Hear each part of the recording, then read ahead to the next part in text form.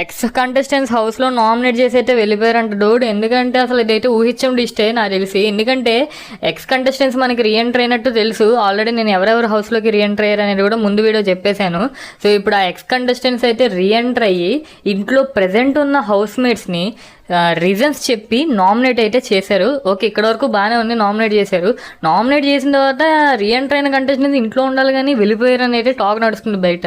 మరి ఈ మాత్రం దానికి ఏంటి బయట నుంచి వచ్చి వాళ్ళు నామినేట్ చేసి మళ్ళీ బయటికి వెళ్ళిపోవడానికి ఇంకా ఎక్స్ కంటెస్టెంట్స్ని రీఎంటర్ చేయడం దేనికి అనేది నా క్వశ్చన్ అనమాట.